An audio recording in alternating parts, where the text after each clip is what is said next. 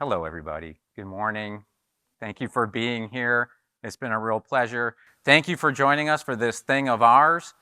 I'm going to get into in a minute why we call it that and why we feel it is a collective thing of all of ours. But I want to start with one quick thing. First timers were already asked to stand. Sorry for that. I didn't know he was going to do that. So I'm going to ad-lib on that, and I'm going to ask for those who have been to 3 or more of these summits, please stand. Okay, now to the newbies, look at the people standing now. And if you need a Sherpa, a guide, somebody that can tell you what to expect over the next 2 days, grab one of these people. Where the hell is Jim? I did this actually for Robert's benefit. There you go.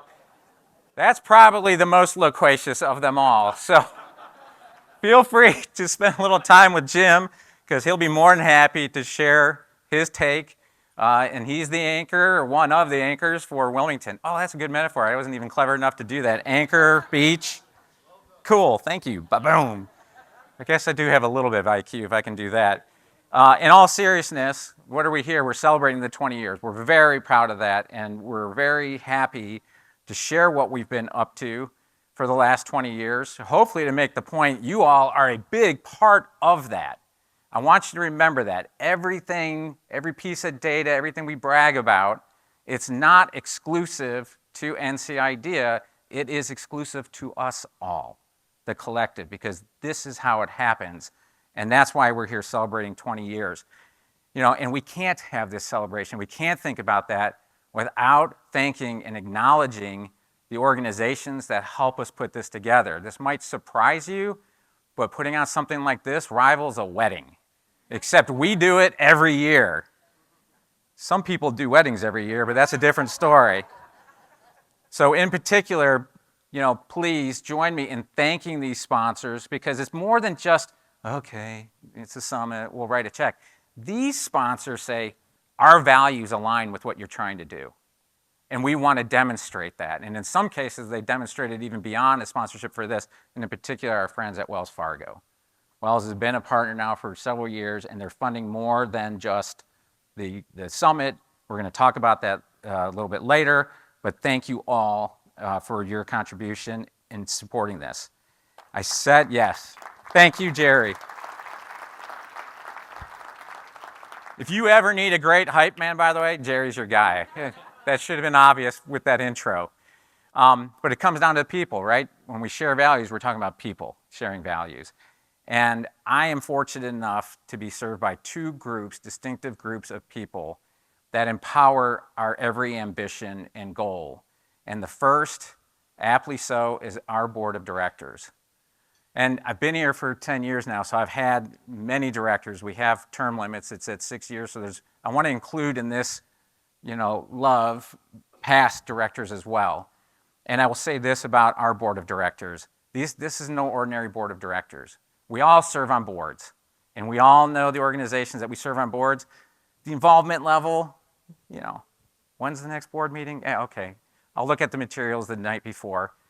This board, they do their governance function. They make sure, you know, we're doing what we're supposed to do, but they also encourage the team to dream bigger, reach further, right? That's how this comes together.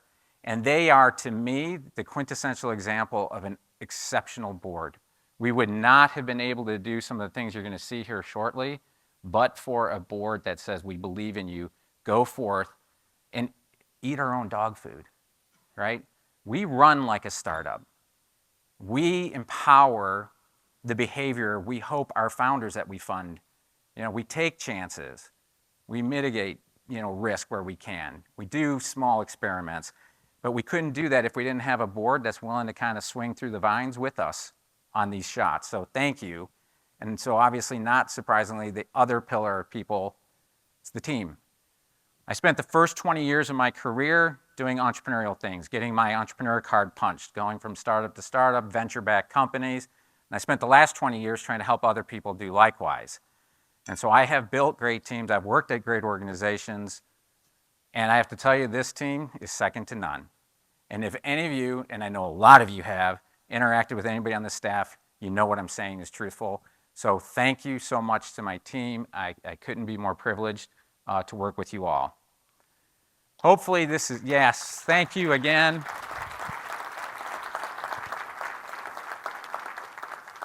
This damn clock gets me nervous. I'm forgetting to pause for the cues that I need to.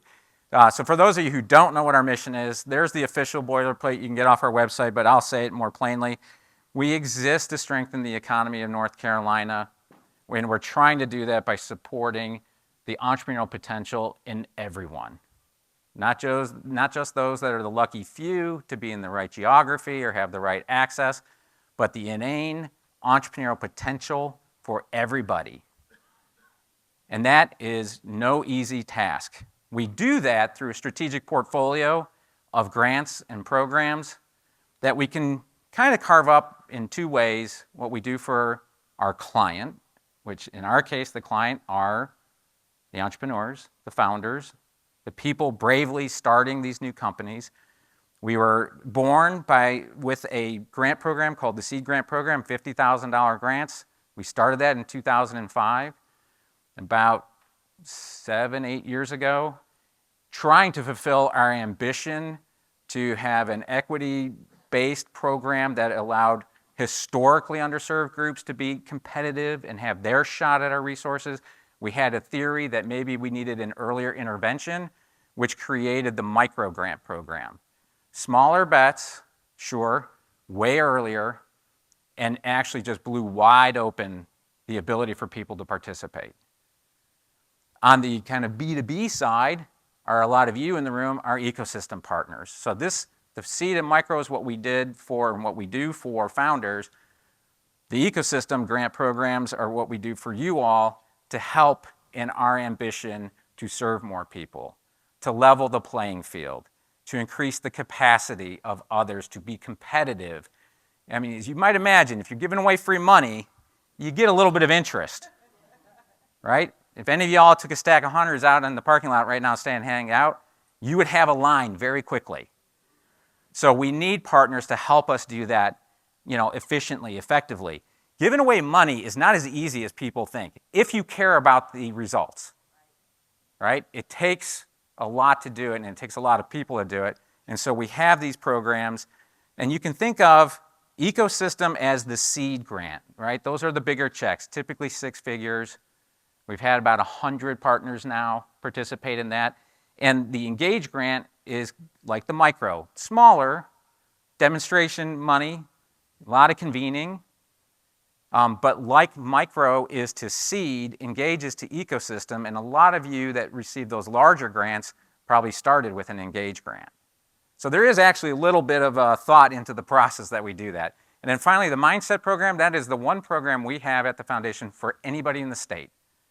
That is not necessarily just trying to get people to start companies, but really empower people with the unlimited potential of an entrepreneurial mindset.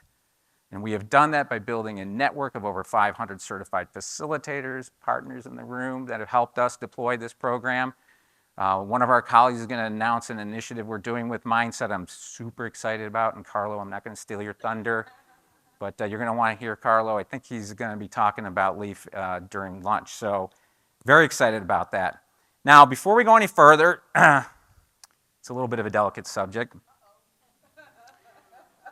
I've been known to use certain language, and the staff thought it was only appropriate that I give a warning to y'all that occasionally we might be using, or I might be using, I'm not going to embroil them in my malfeasance, the F word. So consider this, fair warning. And for those of you who think I'm just making a joke out of this, we actually had a conversation about this at the office, and I can prove it. Is it okay to use the F word? The F word? The F word? Am I going to get in trouble for saying the F word? I can't. Not on camera. We can say the F word? No, you do that. I've got kids. I'm down with the F word. I can because I'm an adult. I mean, I can really say it if you want me to. Oh, hell yeah, we can use the F word. That's one of our favorite words around here. F is for founders. Misdirection. F is indeed for founders. That's who we're talking about. Founders are our raison d'etre. And for anybody who's fluent in French, I hope I didn't just completely massacre that pronunciation, but it's our reason for being. And so we have focused on that. I said we were born to serve founders through the Seed Grant program and later the micro program. And what does that look like? Well, it looks like helping over 650 companies, issuing nearly 500 grants, putting money on the street, and 66% of which being now underserved population. When I started 10 years ago, 90% of our funding went to white males in the triangle, predominantly. And to the credit of the board that hired me and the team that we built, I said, we have to diversify that. And I know, by the way, I just used the D word. All right, I know that's not very vogue right now. One of the beauties of being a private foundation that's not funded through the federal government is we can still stand for our values.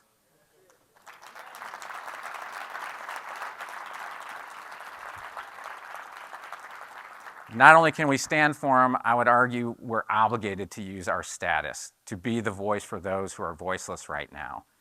And what I will say, without trying to get political or partisan about this, is this too shall pass.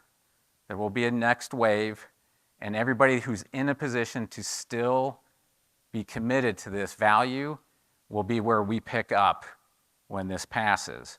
And for those that have to retreat at the moment, we understand. Hopefully we'll get to a point where we understand that it's not just the right thing to do. And if I can't convince you that it's the right thing to do, so be it. We're all entitled to our own beliefs. But if you're moved by data, it's the smart thing to do. There is data for days that more diverse economies are more resilient, they have more participation, the communities are stronger, have more community assets that come out of it. It's good for business.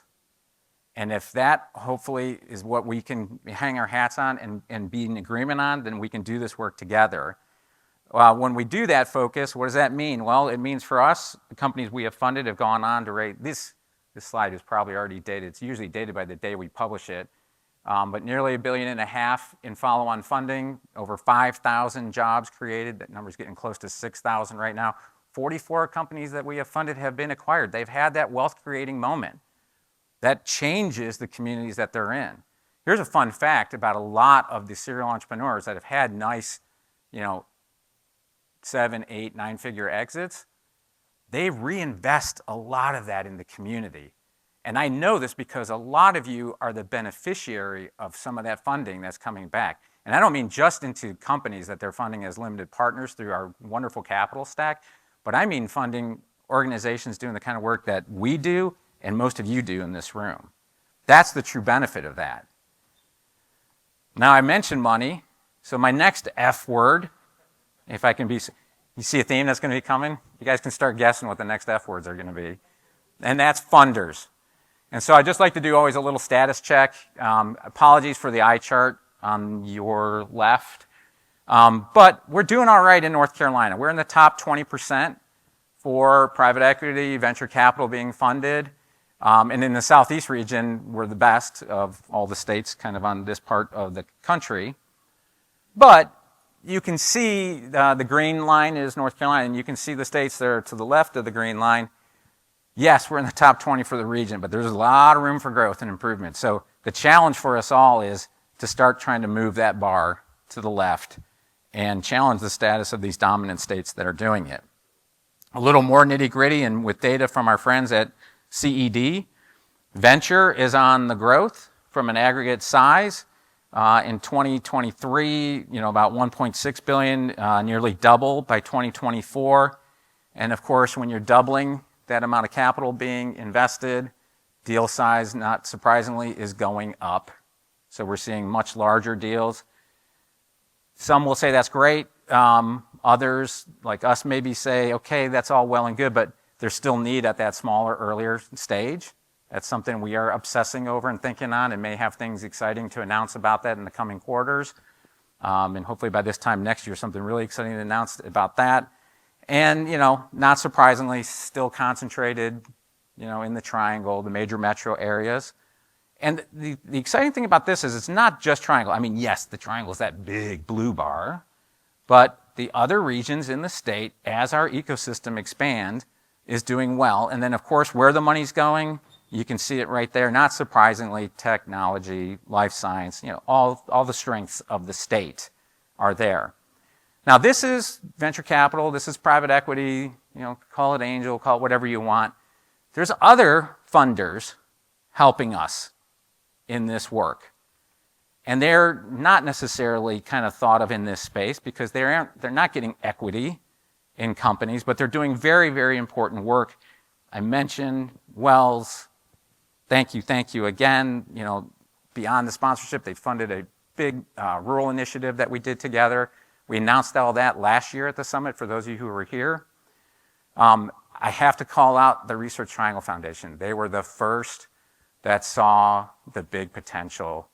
And Linda Hall, if you're in the room, I know there's colleagues of Linda's in the room, I will ever be so appreciative. She was the first to see the potential to support a 7-figure grant.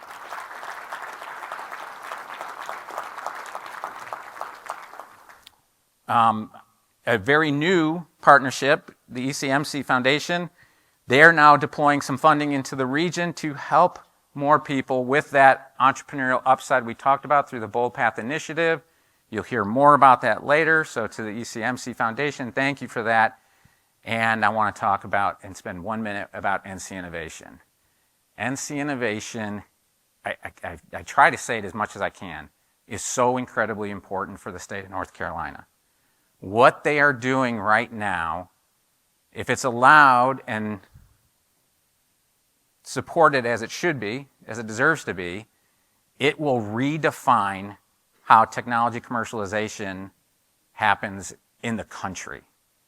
I cannot understate that. It is going to help us realize the untapped economic potential of incredible research happening in our university network, which, by the way, is one of the best in the country. So why wouldn't you play to your strengths, right? And with NC Innovation and the funding that they're putting out there for the most promising intellectual property out there, we have that opportunity. And you're going to hear more from them. Did you all plan this to sit at the same table?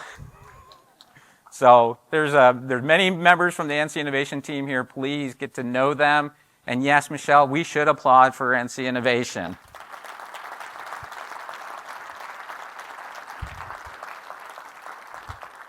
Of course, we consider them friends, which brings me to my next nasty F word, friends. And who am I talking about? I'm talking about y'all. Now I'm from Cleveland, Ohio, so I don't know if I can pull off this southern y'all. No? My brother's shaking his head no. Let me ask my wife. Honey, did I pull that off? Yay. By the way, this is her first summit.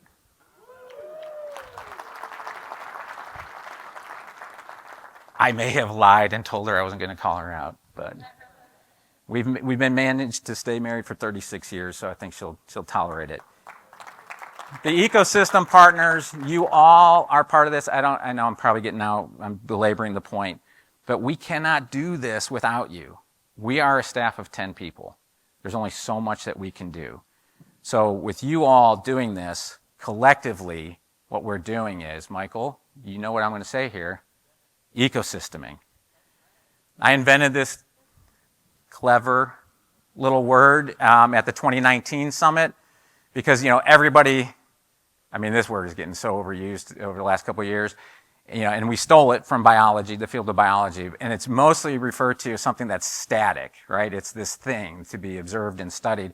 And I always felt that was weird because where I saw it working best is when everybody saw it as kinetic, as a verb, not a noun, right? Like, this requires energy and effort. Jerry was mentioning in that very generous intro that I'm a little action-oriented. It's true. I don't have patience, and the older I get, the less patience I have. And so we have to orient towards action. And collectively, we've been doing that since 2016. March 1st will be my 10-year anniversary. And since we started the Ecosystem Partner Program. We started focusing on ecosysteming, and that has manifested in almost 700 grants, 12 million on the street, 60% of which outside of the research triangle.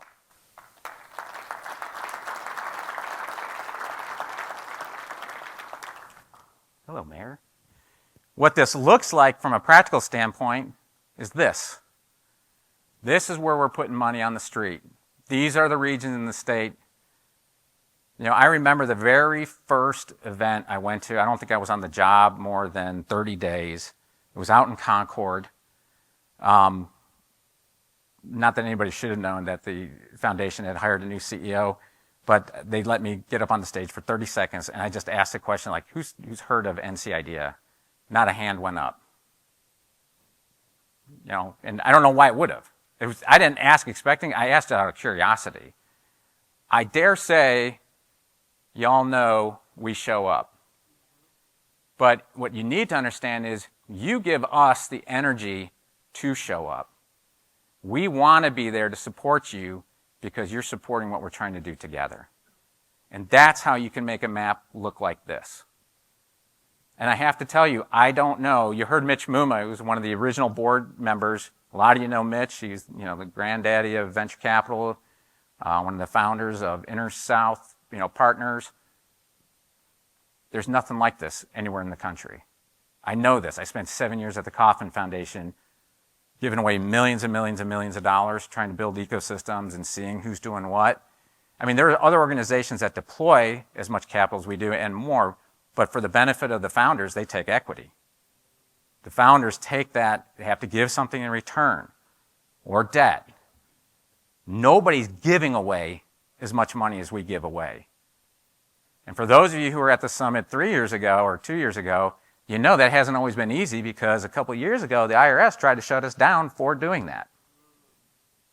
But we prevailed because we had to educate them on what economic development is evolving to.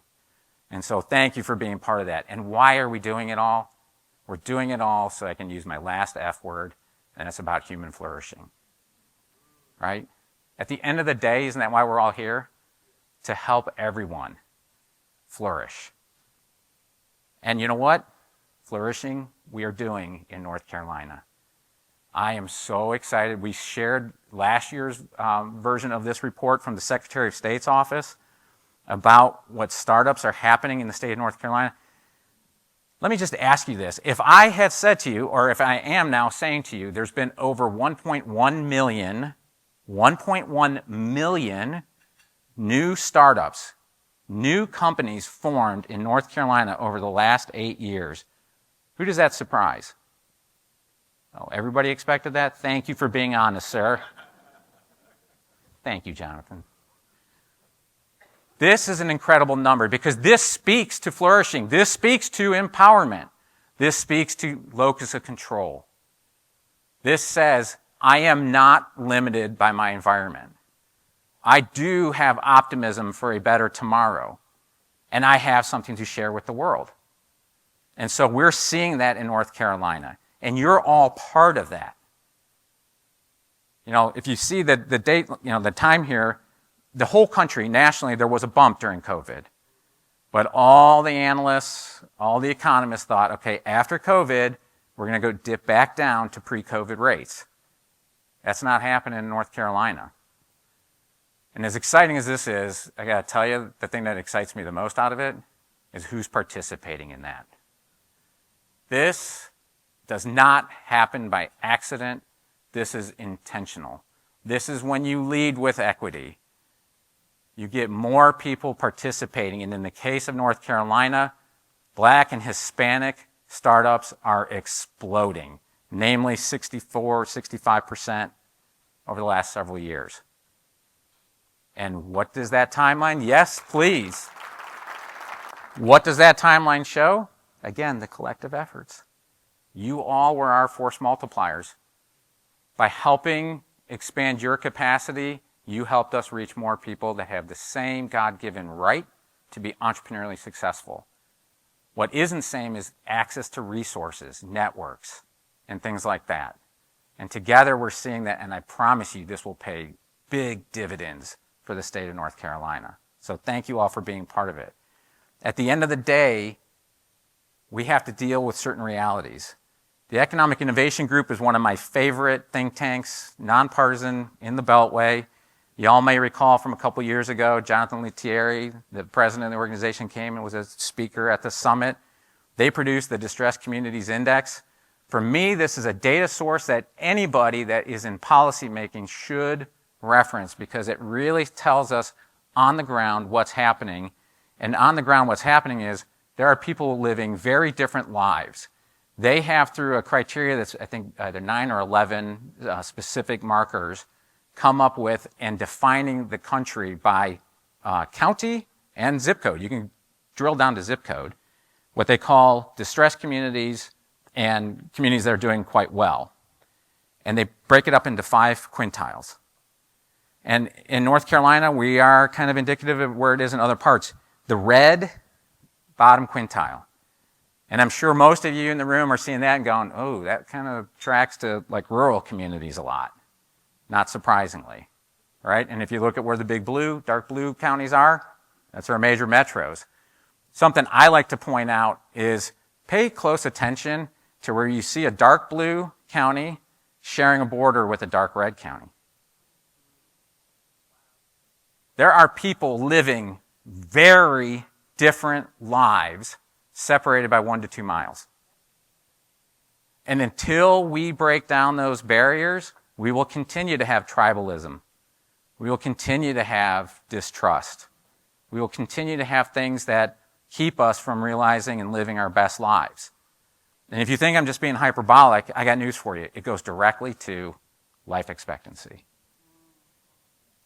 If you have the advantage of living in the middle part of the top quartile prosperous community compared to somebody living in the middle of a distressed community, the difference in your life expectancy is over 5 years.